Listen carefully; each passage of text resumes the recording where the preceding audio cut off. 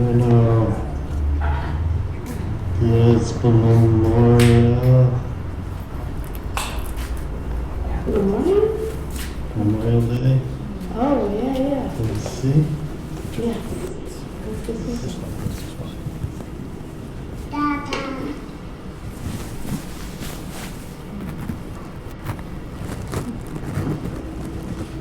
Wow, mi hombres.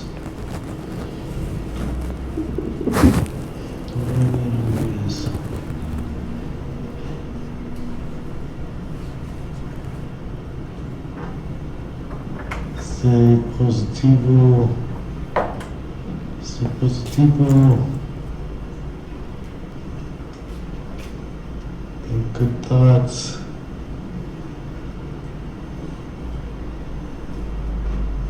Plan for the future. Think good thoughts. Stay true to yourselves. Stay true to yourselves. Keep the truth. Keep the faith.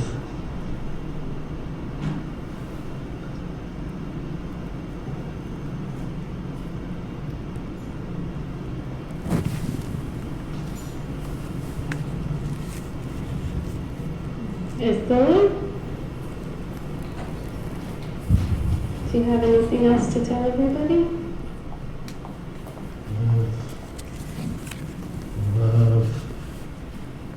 Love, laugh, love.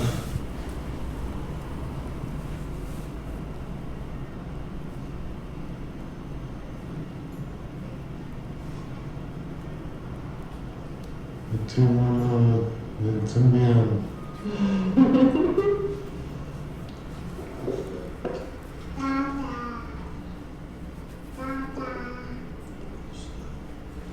Adiós, amigos. Vamos. Mucho buenos for caring about me. Muchos. Thank you. Thank you for caring. Thank you for caring.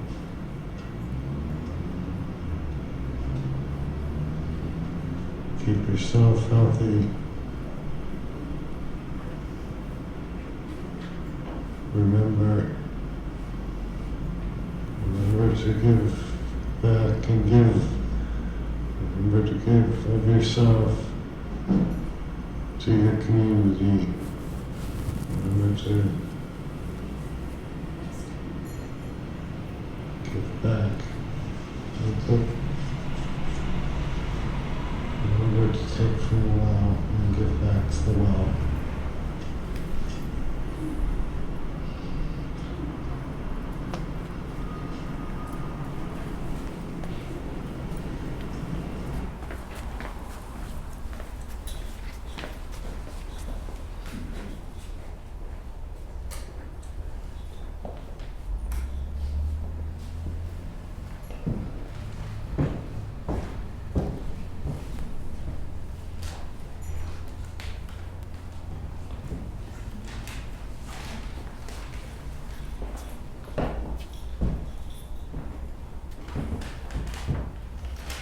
Hello and welcome to tonight's meeting of the Hand I Supply Curiosity Club.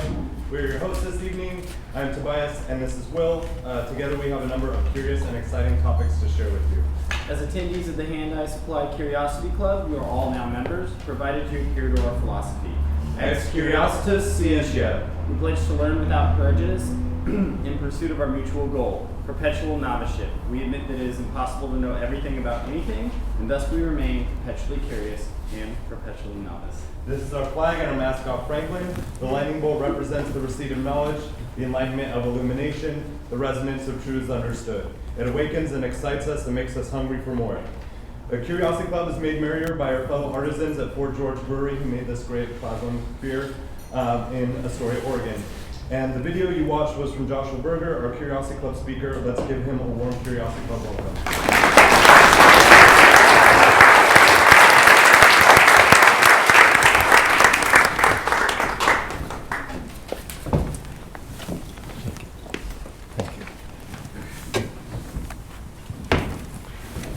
Thank you.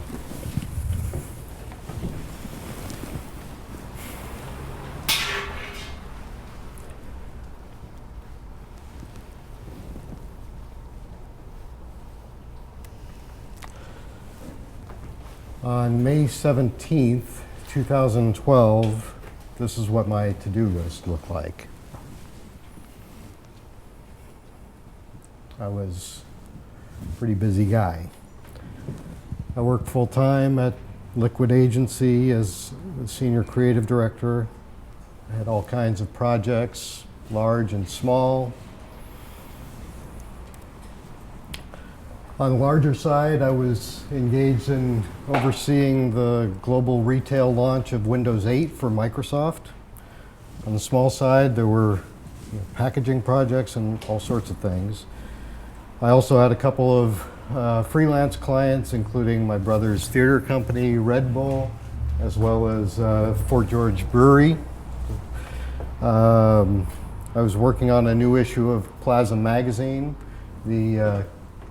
This issue had just come out, and it was the 20th anniversary, and so there were all kinds of 20th anniversary activities that were happening, including this retrospective at the Archer Gallery at Clark College.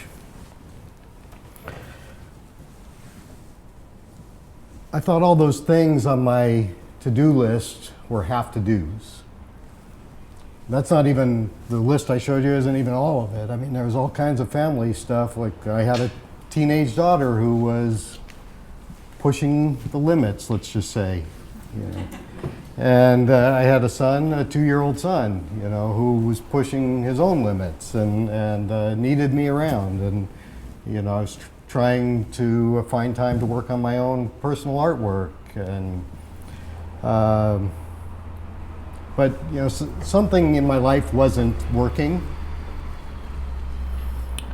I was busy, but that didn't mean that I was fulfilled. I struggled with depression, and I was actively looking for ways to do better, to make my life better, to experience things more deeply, to experience each moment more deeply. I had changed my diet, working with an amazing nutritionist, and that helped me to feel better. I was exercising a lot, playing basketball, snowboarding. I was riding my bike commute every day, which was great for me. It made me feel healthier, and it also made me feel good that I wasn't burning fossil fuels. I went to the Alvord Desert for a week where I took this picture.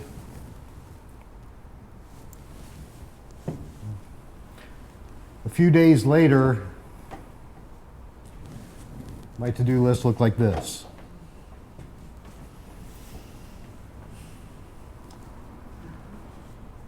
I was on my way to Microsoft meeting that morning, and I went over the handlebars of my bike and landed face first in the pavement.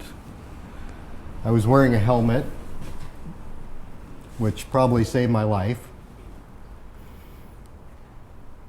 I had fractured my left orbital, so that was the point of impact, and it knocked my brain against the right side of my skull. And that's where my traumatic brain injury occurred, is on the right side of my brain.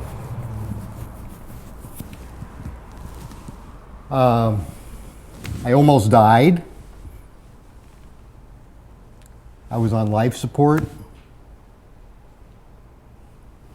I had tubes running into me so that I could breathe and so that I could eat.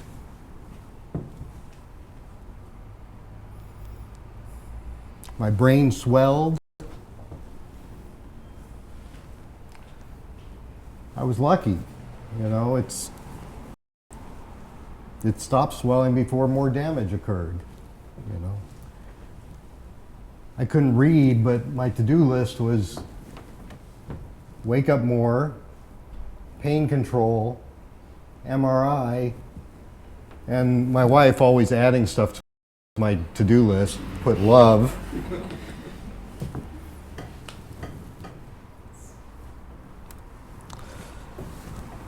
As soon as my brother had heard about the accident, he flew out. He arrived in Portland the same day. And when we were kids, we used to we did lots of fun things, but we used to thumb wrestle. Does anybody know how to thumb wrestle? Does anybody want to thumb wrestle? Seriously, come on up. So the way it works, if you don't know, you clasp your hands together, and the object is to pin the other person's thumb. And yeah, well, that's exactly, you're right. That is not legal. That's not legal. That's what my brother and I referred to as the trick. Well, thank you. So one day, you can't lift your finger over the other person. It's got to be thumb on thumb, you know. But so my brother was in the room with me, and he was holding my hand and talking to me. He was talking to me about thumb wrestling. And my vital signs had stabilized at OHSU, but there was no sign that I was returning to consciousness. I mean, I was clearly alive, my vital signs were good and so on. But my brother was holding my hand and he was talking to me about thumb wrestling, and I did the trick. You know, I reached and he said that's when he knew that I was still in there. It's a classic older brother move. But, you know, I don't remember any of that. Everything I just told you was told to me by doctors, friends, family, you know. One of my first recollections was light just streaming in the hospital window. And I remember thinking, that's beautiful, you know, and then, you know, falling back asleep. But that's one of my first recollections. Before the accident, I was trying to be more in the moment. After the accident, that's all there was, the moment.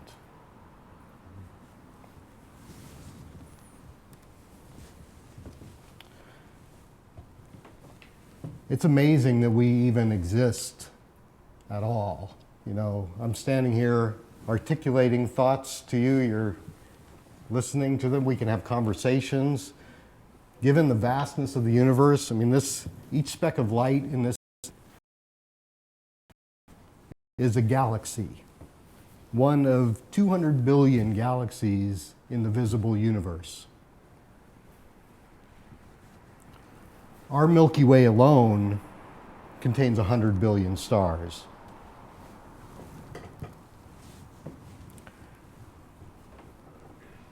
Until recently, many scientists thought that we only use 10% of our brain. That 10% is neurons, which in amazing orchestration are responsible for regulating everything, all of our body's functions. We each have a lot of neurons in our brains, about 100 billion. More neurons in our brains than there are stars in the Milky Way. The other 90% are these glial cells, which are important for insulating the neurons and helping with message transmission and maintenance and supplying nutrients and oxygen, this kind of thing. We know a lot more about the brain than we used to. I would say we know as much about the brain as we know about the universe.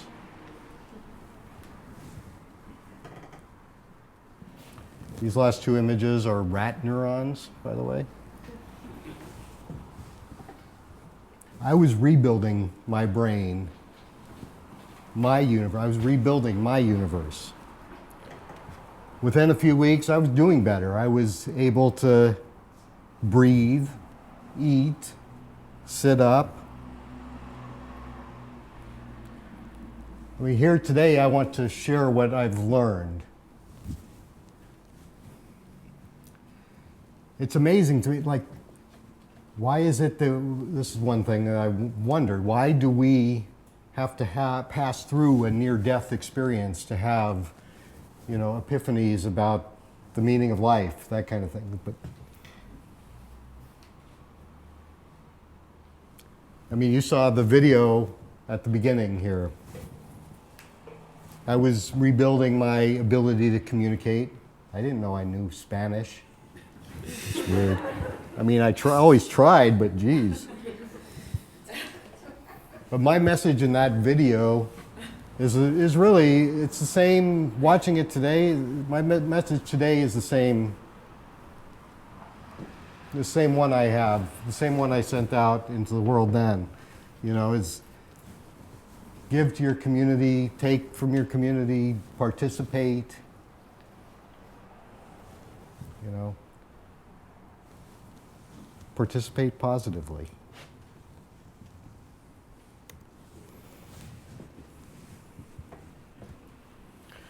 I was transferred to the special brain recovery unit at Providence Hospital. I learned to get around in the wheelchair,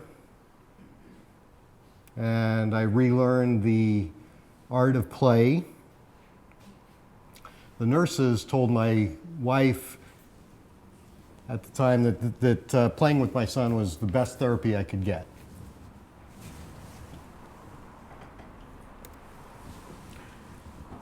It was probably helpful for me to relearn things. Reading like Hop on Pop was just as useful to Gustav as it was to me at that time.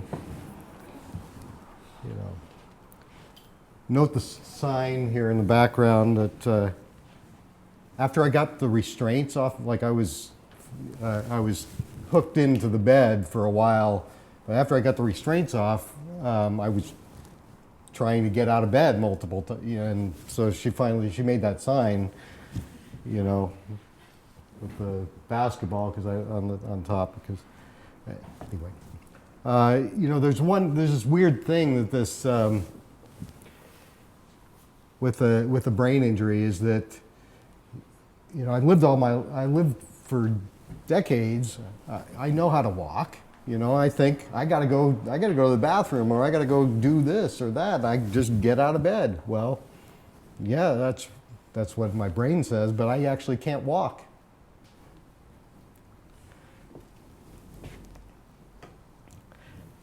Their self-perceptions are skewed, and so there's like a reevaluation and a resetting that needs to occur. As I'm rebuilding my brain, I'm learning about how plastic and changeable our brains actually are. Things like how meditation affects them. As the months went by, I kept getting better. Eventually, I was allowed to go home. I spent a great deal of time in bed, and I read a lot of books. My son and I kept up with all kinds of Dr. Seuss. Personal favorite is having trouble getting to Solus Salou. But people were also giving me these amazing books. One of the most important things that I learned about the brain and about meditation is about neural connections, the connections between the neurons. This is not just for people with brain injuries, but really for everybody. This is this super simplified sketch was done by my speech language pathologist, Laurel Kirby, and it's a neuron in a cell body, and it has energy molecules and other stuff in there. So But each of these energy molecules regulates different things like language or balance or memory or motor movement. And when you have a brain injury, the thing that happens is all those energy molecules get dedicated to things that used to be taken for granted, like walking or talking or just these simple things that you take for granted. But that's what people who've experienced a traumatic brain injury, that's what they have less energy available to them, because it's similar to like if you have a cold, your body is fighting the cold, So the more often that we relate these different pieces of information in the neurons together, the greater and stronger those connections become. Those relationships in our brain, and they influence the actual physical makeup of our brains. So if I'd had this injury like 30 years ago, it would have been treated completely differently. I mean, it's the concept of neuroplasticity is relatively new in science. It was thought previously that the brain was like a machine. But brains can change themselves under the right circumstances and with the right intentionality.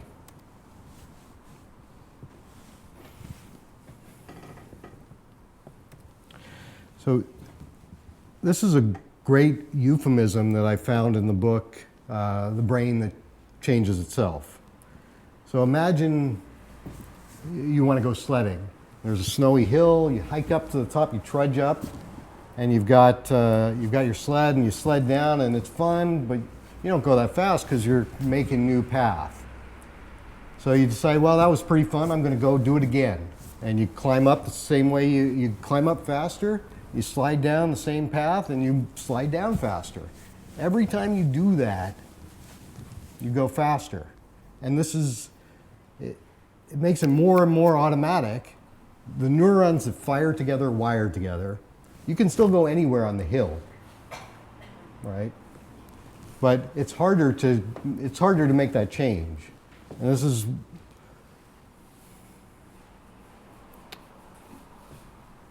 a metaphor for our brain. You can always do something different if you really put your mind to it. Here's a simple idea that illustrates a concept from Rick Hanson's book, which I showed the cover of, Buddha's Brain. And this book is written by a neuroscientist. It's not a book on Buddhism. Takes a neuroscientific perspective and applies it to ideas that are within Buddhism. So there's many practical concepts within here. For example, simply smiling more every day increases the amount of happiness in your life. And the more you smile, the more those neurons wire together, and the more receptive you are to happiness. Just smile more. A simple idea. What Hanson talks about is he talks about our brains, like our deep reptilian brain, as being, as he says, Velcro for negative experiences, and Teflon. No, which is slippery?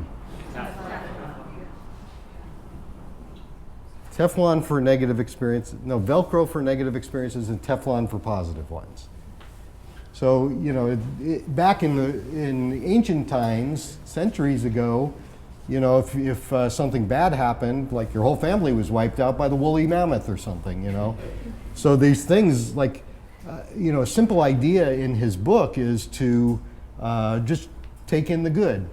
That's what he calls it, take in the good. So you can take any moment. You don't even have to, it just literally takes a moment. For me I'm taking in the good right now by looking around and seeing all these people here appreciating this event and having the opportunity to share my story, seeing friends and colleagues here. I can take a minute and take in the good, and the more often I do that, the more it increases those neural pathways for having good experiences. So there's a couple of simple ideas in that book. So I kept doing better. I'm out of the wheelchair now. I'm home. I'm walking to Stumptown with my daughter. Part of doing better turned out in a lot of ways really to be about intentionality. So when you have a limited amount of energy, you have to be very selective about what you do, how you spend your time, what you take in, the sense impressions you take in. Everything that you do really matters because it impacts you directly, really directly. It turned out a lot of the things on my to-do list were optional. My new to-do list included things like sleeping 12 hours a day and taking a nap. You know, I also added something new to my to-do list, which was to meditate, which I still do every day. But as the month rolled by, I was eager to engage more and more with the world. I mean, I had limited energy, as I said. You have to be very selective about how you spend your time. So for years, since 1991, I've been working on putting out this magazine, Plazm magazine, and it's never made any money, but it's always been like this great vehicle for, like if I want to go see this killer concert, you know, or interview this musician, the magazine is a way to get it, but I didn't realize that you could use it for getting into the Dalai Lama too, which was awesome. So that's what it was. So that's what I did. I was on the list. Well, anyway, yes. So he said a lot of important things during his time in Portland, and of course, you know, I mean, you expect that. But there's one that sticks in my mind, which he said to be optimistic. Pessimism is a true source of failure in the world. I believe that. This is part of my to-do list today. I mean, there's notes from the talk here that I'm giving, but this area on the left, that's been up there for probably 2 years. I wrote it on there, and I continue to do that. I mean, I've got a lot more stuff going on than 2 years ago, but which isn't on the screen, and I still rest a lot more than I used to. My calendar is quite full. I have lots of meetings, and I return to full-time work. But I'm committed to doing better for myself, for my family, for my friends, for my community, doing better in the world.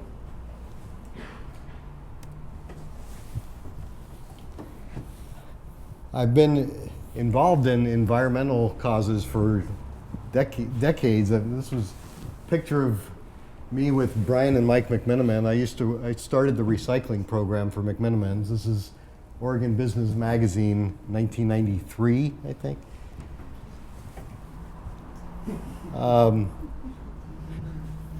I can't believe I was able to find that.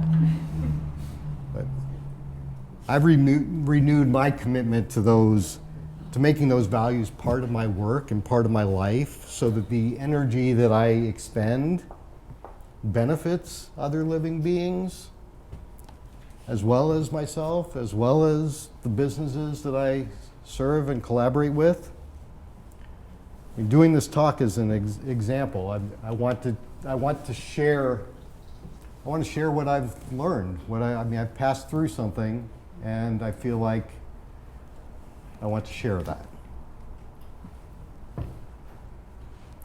I'm collaborating on the new issue of Plazm magazine with Studio Riley. That's where where we work with collaborators around the world who talking about creativity in their own communities, places. And I think that dialogue is healthy for everybody. My business partner Nico and I are restarting Plazm Design with a commitment to truth and creative problem solving.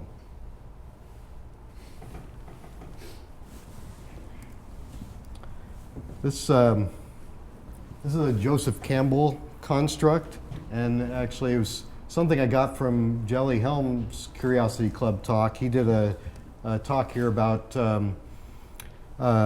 Joseph Campbell, and so on one side it says, what do you love? And on the other side it says, what does the world need? And where they overlap is where you find purpose, and I decided to ask those two questions of myself and try to answer them.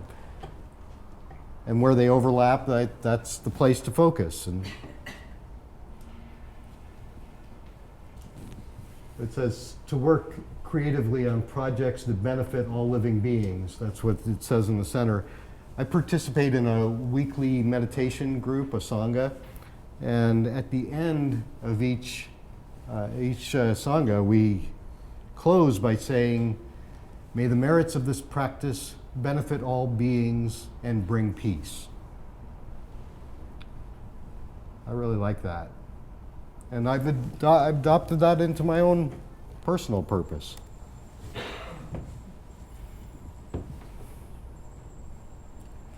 Here's the intersection where the accident happened.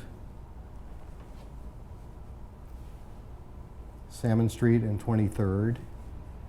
Jelly Helm and Alex Harris at Studio Jelly made this sign, this piece of art, for a fundraising event that Pica hosted for me during the course of my recovery. They mounted it at the intersection. They made a couple copies. They mounted it at the intersection and took the photo. And you know, it's amazing how supportive the creative community has been.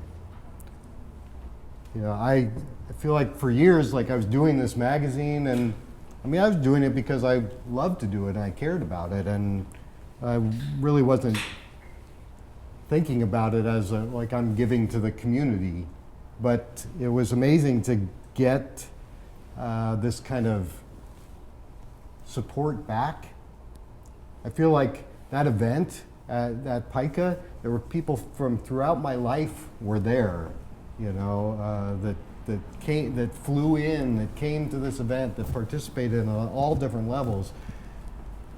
And standing in that room was just unbelievable.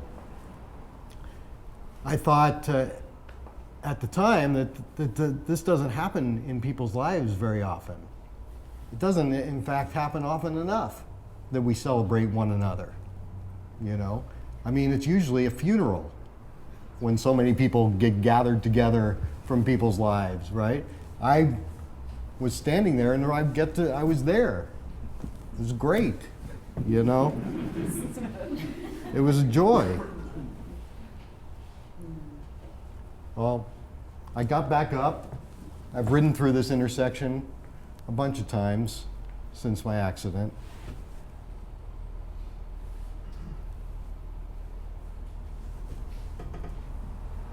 I'm going to keep riding through it as long as I can.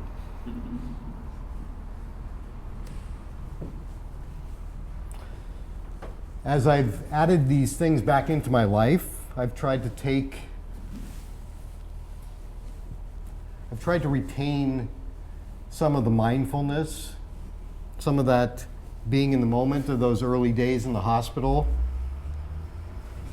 to take time to look at the sky,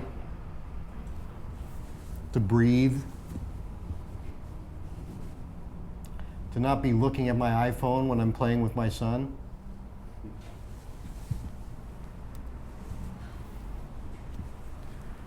We all have a limited amount of time and energy on this planet.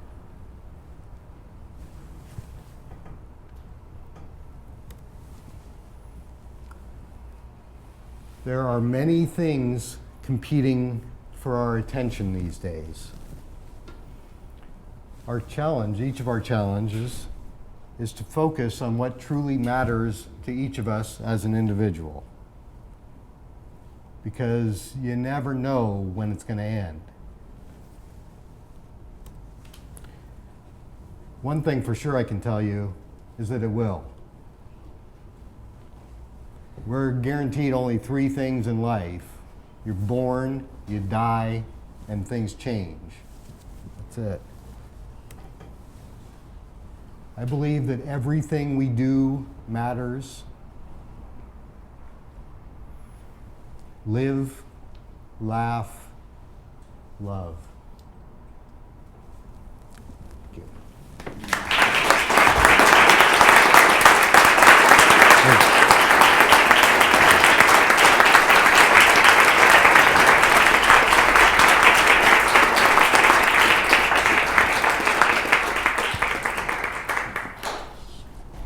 I suppose this is the time where, if you want, I was going to walk off the stage, but I guess you can ask me questions now, if you like.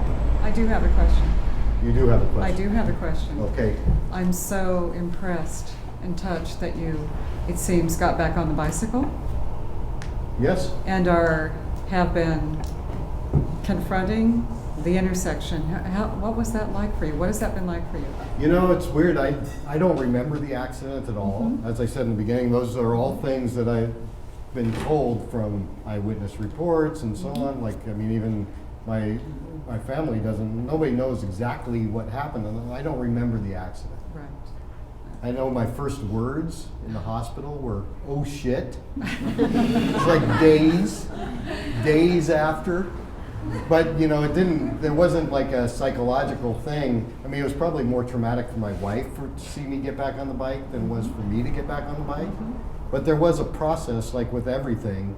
You know, because I would consult with doctors and so on. And my first thing was to get a new helmet. And I need to, because if you have an accident with a helmet, you have to get a new one. And then another thing was to just ride around in a schoolyard, you know, no cars. Then my doctor required that I take this driving test at an occupational therapy unit out in Gateway, and there was this rigorous test, so I had to pass the test before I could ride on city streets. So I went through a series of steps, and then, you know, once I passed all those, then it was small rides, you know, and longer rides and so on. But yeah, I'm probably more careful riding than I was.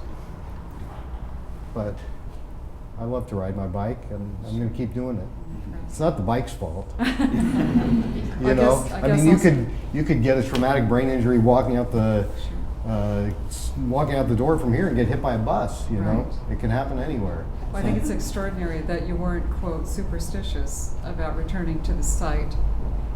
And I think that's marvelous. I went down to the site long before I was even on the bike. Like when my brother took me down there, you know, a couple months out, and we looked at and there were signs even on the phone poles, like, do you know anything about, we're looking for eyewitnesses and that kind of thing. So, you know, I mean, you know, it's a nondescript intersection. There's nothing, it's a plain old intersection. Gotcha. There's not like a big pothole that I hit or something. Yeah, thank you. You know? Yeah, that's marvelous. Yes. The time you spent with your son recovering, I'm guessing it brought you closer to him, or if it did, in what ways, like did you find any new insights, or did your relationship with your son change through that process? Was there, like, you know, both of you learning to do similar things? Is there any, like... Well, there was I don't know if our relationship changed. I mean, our relationship was impacted because we both went through that, but I'm not sure how that changed in any way. I mean, it was I definitely was enjoying those moments that I spent with him. You know, and I know for him, like coming to the hospital was, that was it was a thing. So for him, it was probably more traumatic for my wife and the rest of my family than for my son or for myself. You know, because we were in this more formative stage. I don't know if that answers your question. Kind of. It was I'm not sure. barely a question anyway. Yes. I'm curious, so you had to relearn a bunch of stuff after your injury, of course.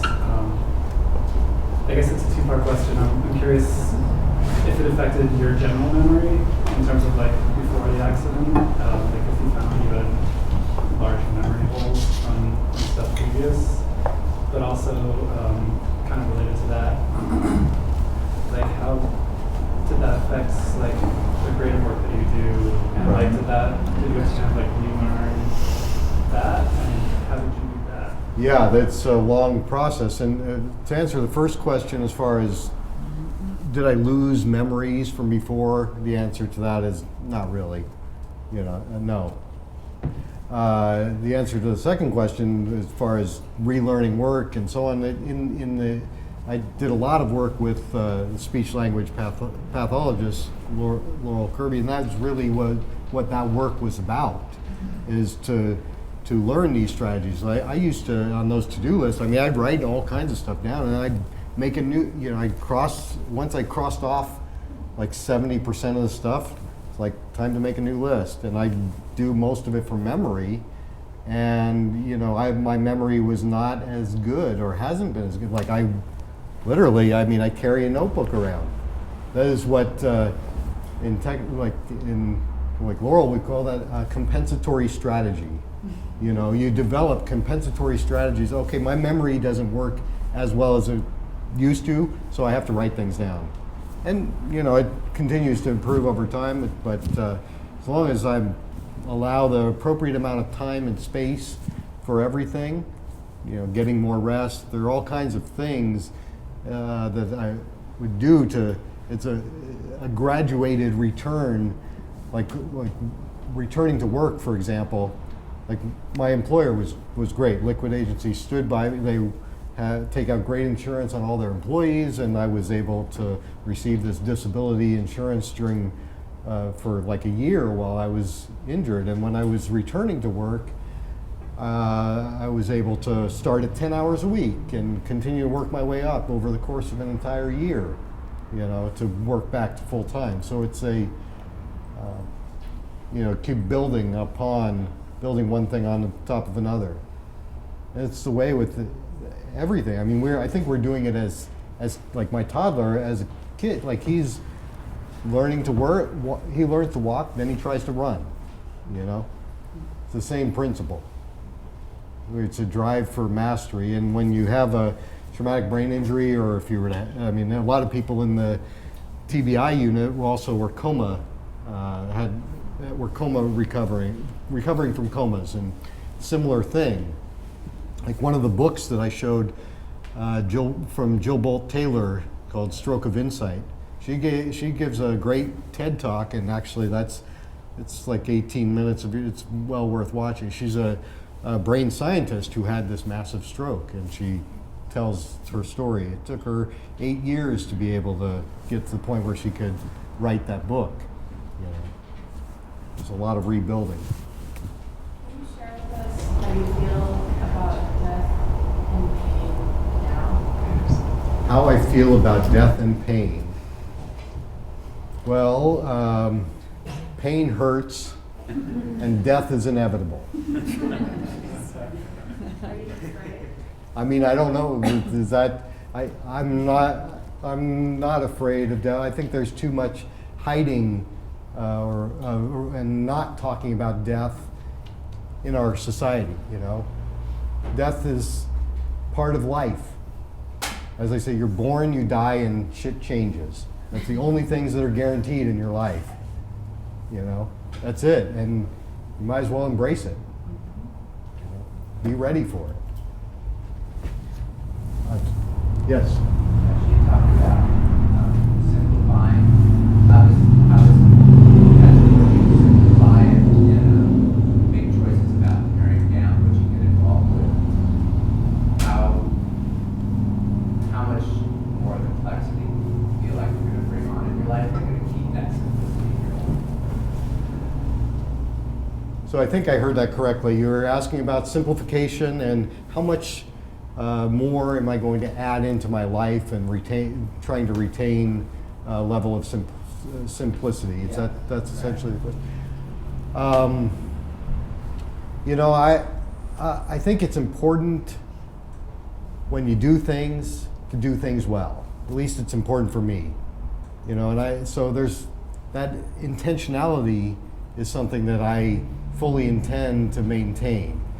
I can take on more, you know, more work or whatever. You know, there's lots of projects, but they don't. They just need to have the appropriate amount of time dedicated to them. You know, it's. As I said, I already have a full plate right now. I mean,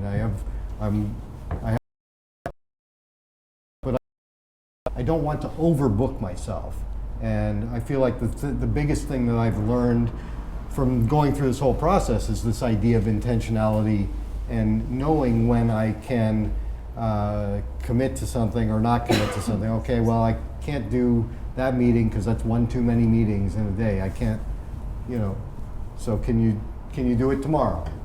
That kind of thing. So. So after your injury, did it affect your understanding of language and speech? And if so, how long did it take for you to recover from that? Yeah, it definitely did. I mean, you could see in that video at the beginning that it affected my language, my ability to, I mean, as I said, I didn't even know that I could speak Spanish that fluently, but, you know, but there's a relearning with everything, and it's the same thing with reading, and, you know, I was given the people that were around me, both from a caretaking perspective, from medical professionals to family and friends, they really did an exceptional job of curating essentially what things I was being exposed to. It wasn't like I could just click on the TV and kick back in the hospital and zone out on television. I mean, I got to watch the NBA playoffs. I remember there were a couple games, but, you know, and there were specific books, and, you know, so it's all a learning process, a relearning process, I should say. Yes, I'm sorry. I'm trying to remember who had their hand up first, but go ahead. So, while you're trying to get your brain back and your speaking back, how was it feel emotionally? How aware were you of what you could and couldn't do? Well, I think I was pretty aware. I mean, I you know, even that, like that, the video was an impulse to, like, I was very insistent that I mean, I don't remember making that, but I know Tiffany has told me, my wife has told me that you were very insistent that you wanted to make this video, and so she made it, you know. But so there was always this impulse to, and the emotional is one part of it. So there's the physical, there's the cognitive, and emotional. These are all things that needed healing. I mean, there was a point when I started going back to see my therapist, you know, which was great. I mean, that's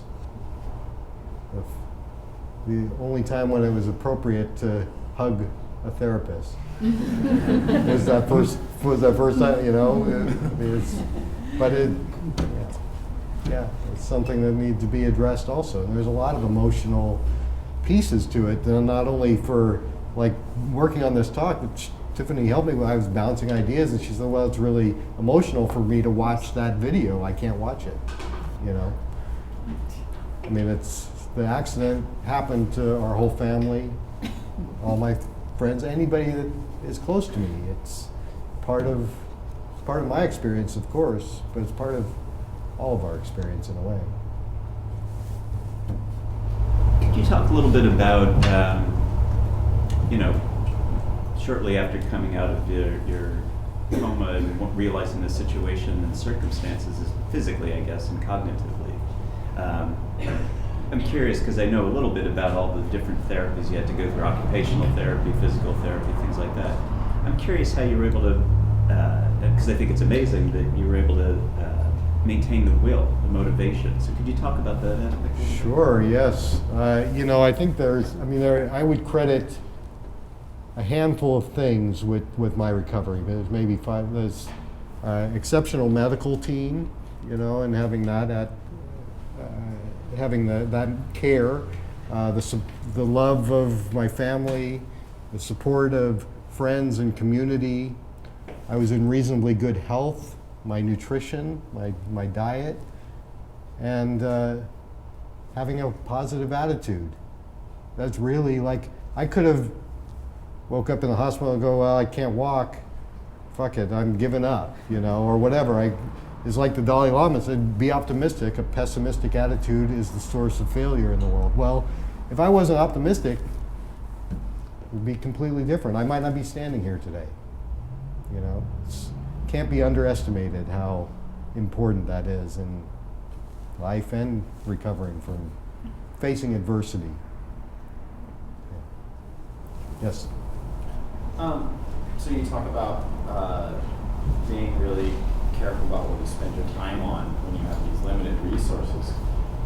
And I'm interested for you because I feel like myself and a lot of people I know feel like they spend a lot of energy on stuff that's not helpful or healthy for them. And I think just for you specifically, do you have any specific things, like you said, don't be negative? Do you have things that really you just were like, I gotta cut that out, I don't need that, it's not helping me? Do you have specific things in your life? Well, yeah, I try to have my computer off by 10:30, or 11 o'clock at the latest. I have my phone set so that it doesn't ring after, so it just goes on to do not disturb between certain hours. I try to, having a good sleep health is really important, so getting at least 8 hours of sleep a night. Meditating, as I said, I try for at least once a day, taking breaks in between things. Those are all things that I do, and eating well. I mean, my diet I had changed already before the accident, but I credit that partly to my recovery, and I maintain it. That I don't drink alcohol, I don't eat sugar.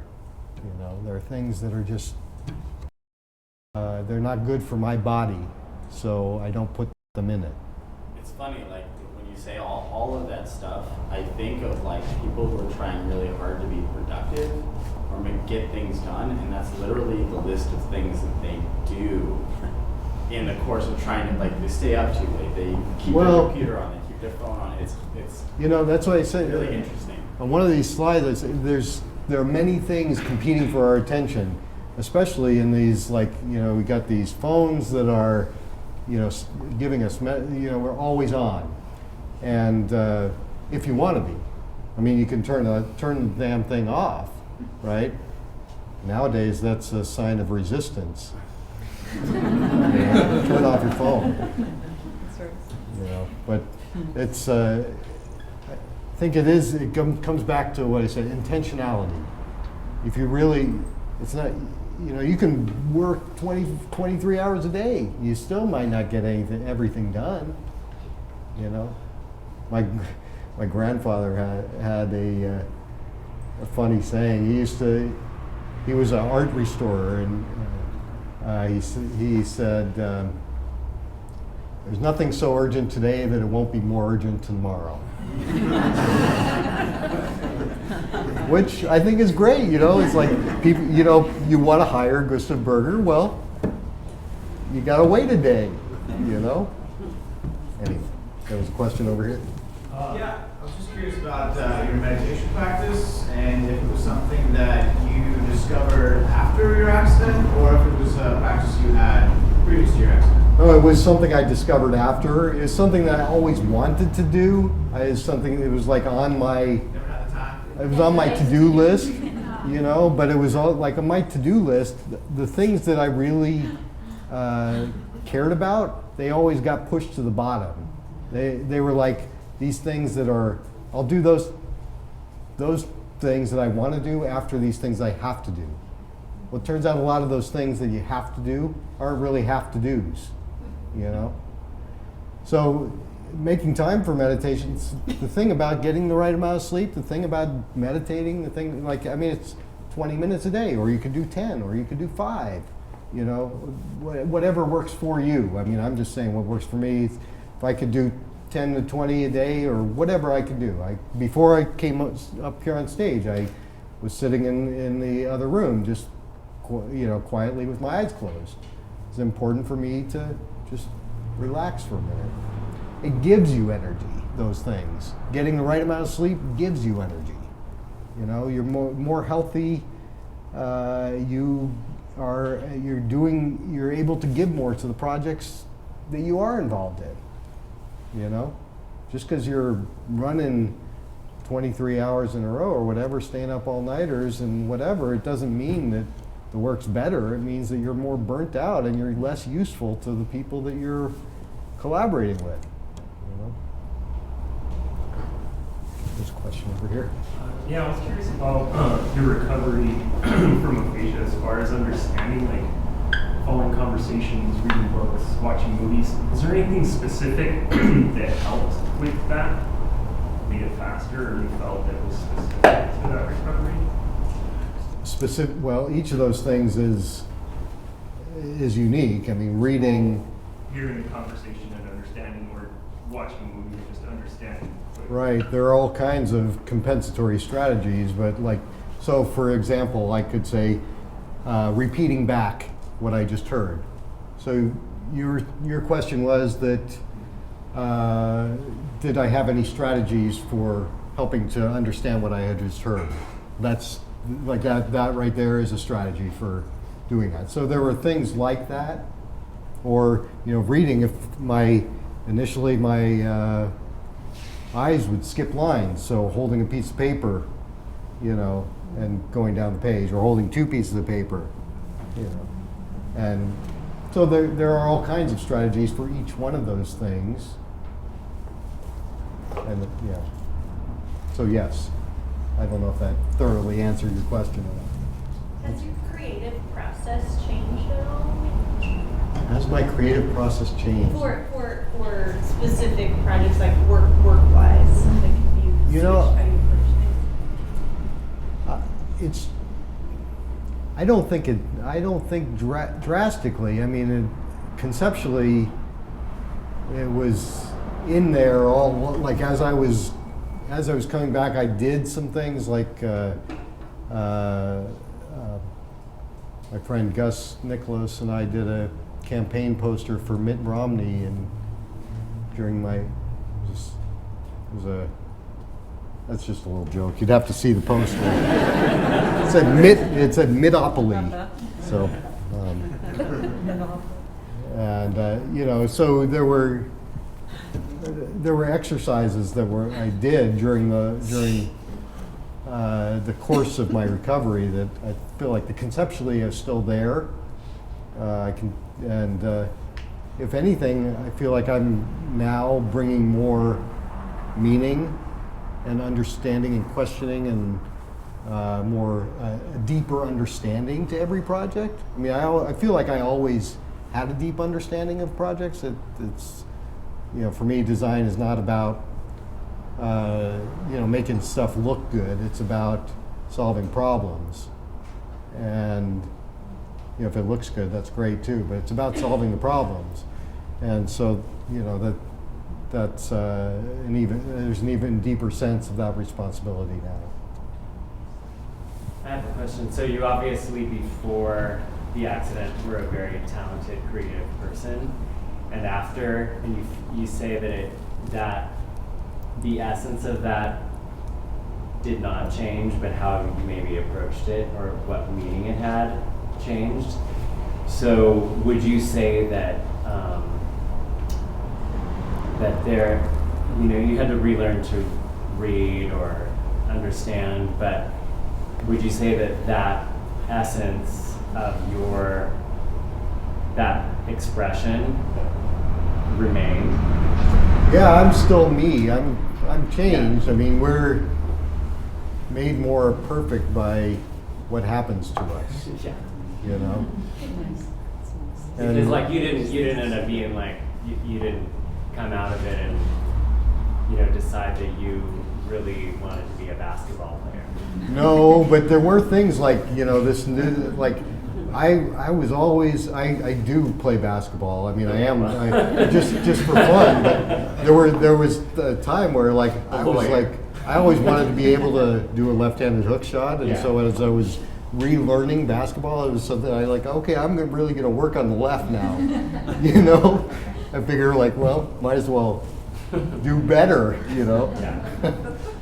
So in the back.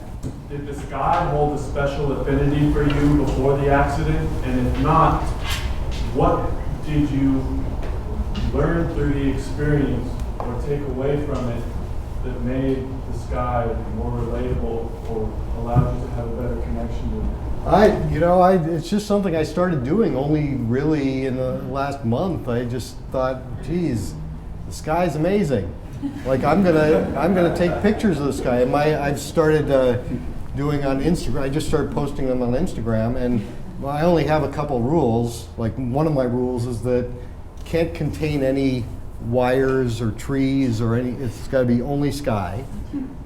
I think that's the only rule I have. Yeah. What's your Instagram? It's Joshua_Berger_Plazm. Yeah, and so there are not that many of them there, but I'm going to keep doing it. I like taking pictures of the sky. It's infinitely changing. In the back here. Yes. So you mentioned that you were dealing with depression before, and you mentioned going back to your therapist. So I'm curious if you saw any headway in your therapy, if that changed things in your therapy, if you don't mind talking about it. No, I don't mind talking about it. I remember at some point when I restarted, she was helping me with a lot of things, like in terms of picking back up and the tactical, like, okay, I'm injured and this is the burden with my family, or these are the relationships within my family and so on. So there were those immediate needs that we were working on, and but at one point I remember she pulled up a list of here are the things that we started working on years ago, and some of them were the same and some of them had changed, but it's just somebody that I trust and value her opinion, and it was good to it was good as I was recovering to be able to connect with prior relationships as well. Like, for example, at work, if I were on a new project and working with a bunch of people that I'd never worked with before, they wouldn't be able to have the insight to give me the feedback and say, oh, that's different. This is how you were before the accident versus this is how you are now. So that kind of longer relationship was valuable to me. There's another hand here. Me? Yes. I was just curious, you talked a little bit about meditation and getting enough sleep and all of that, but I'm just curious about living in the moment. It's so easy for us to forget how important that is, and I was curious if you have any things that you do during the day at your job now to help you, remind you to live in the moment. Tips for us. Sure. Well, it is hard. Absolutely. It's the moments go by one after the next. They're always coming. And take a breath. Close your eyes. Look outside. Take a walk.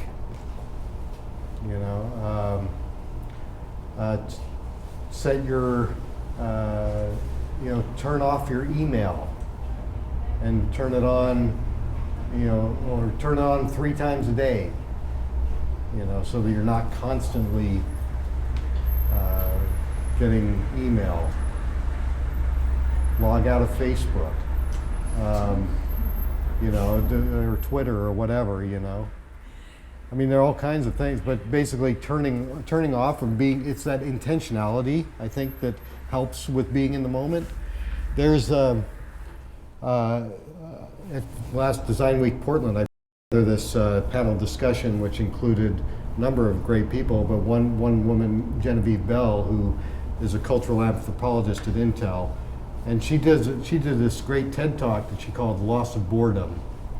And I think that's one of the things with these connected devices, where you're sitting at the bus stop or whatever, and everybody pulls out their phone, or you're sitting on the bus, everybody's on their phone, whatever. It's that downtime is critical for our brains. Whether we know it or not, the brain is doing work. Same thing when you're sleeping. It's solving problems. You put a bunch of information in there, it solves the problem. Well, let me sleep on it. There's a reason that's a saying that's a popular saying, because it actually does work. You have to trust yourself and let that stuff come in, and let the brain, give yourself space to do the work. And that, to me, that's part of the mindfulness piece. Okay, so there's one back here. Good. Yeah. Maybe I'm reading too much into this, but was it ever, I just want to get back to the way I was before. You blow out your ACL. Yeah. Well, you just want to still be able to do what you could do before you did that. Yeah. So how much of it was that? And when did it occur to you could actually be better than the old you? When did that dawn? I think it was pretty early on. I mean, there were, I was looking through all kinds of old notebooks and stuff. There was a notebook that was given to me in the hospital. I have pages in it where there's like one page that says, "Clean slate, what will you do?" I mean, so there are things like that, but there's also with Liquid, they were really good to me. They stood by me. I thought, well, I'm going to work my way back to full-time. I'm going to honor the commitment that they made to me by, going back and proving, and also proving to myself that I could do it. So there's part of it is prove to yourself that you could do it. But I didn't want to go back to exactly what I was doing before. It was never about going back to exactly. It was about, okay, this is, well, it's shitty that this accident happened, but here's the opportunity. As I add things back in, I'm going to evaluate them. Are they meaningful to me? Are they fulfilling to me? Are they valuable to me? And if they're not, well, I'm not going to keep doing them. You only got so much time and energy. Still have a question, Nico? You had your hand up. Well, it was really a follow-up to the previous question, but I remember at a point in your recovery where they were really limiting the amount of phone time. We would try to talk, and you're like, okay, I only have so much phone time or screen time. Yeah. That was very important. I mean, it's Tiffany told me a funny story. She said that in the hospital I had an imaginary phone. Like I would show her, no, look. And I'd be pulling out my imaginary iPhone in the hospital. It's like, that shit is deep in our brains. I mean, it's weird. I don't remember doing that, but, and then when it was finally, when I had reached the point where, okay, getting, back into, my doctor wrote, it's like 6 different points of me, okay, you've asked about using your iPhone. Here are the media recommendations, and he listed things out. Don't spend more than this amount of time. After half an hour, take an hour break. Don't use it for work. You're not approved to go back to work. So it changed. It was a continual evolution, but there were some specific requirements initially. Yes? You seem 100%, but I'm just wondering if there's any residual Well, I don't consider myself 100%. I'd say I'm 95%. There are things like, well, the left side of my body is numb and tingling. You wouldn't know that by anything that's happened so far tonight. I don't know if that's ever going to change, but so that's a physical manifestation. I have balance issues still, so I'm going to see a vestibular physical therapist, and I have a series of balance exercises. There are also eye exercises that I'm doing because my eyes aren't 100%. They're sending signals to my brain at different rates. So that takes more of my energy than it should to look you in the eye. So there are a few things, but for people that have a TBI, I mean, I have an exceptional recovery. I mean, there was a while that I was going to a place called the Cognitive Enhancement Center that specializes in TBIs, and there were people that have been going there for years, like 8 years, and they're still making incremental progress. But it's I've had a phenomenal recovery. I'm not complaining about any of the stuff that I just said. It's just there's still stuff I'm working on. I need more rest than I used to. But, yeah. Other questions?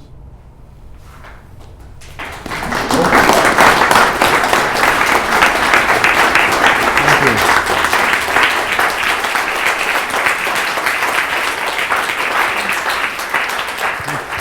You can come grab me after if you like. Not a question. Okay. I was just going to say I'm a critical care nurse, so it's really heartening for us to see people out, down the road, out of the bed, without a whiteboard, all of that. So good job. Thank you. Thank you for what you do.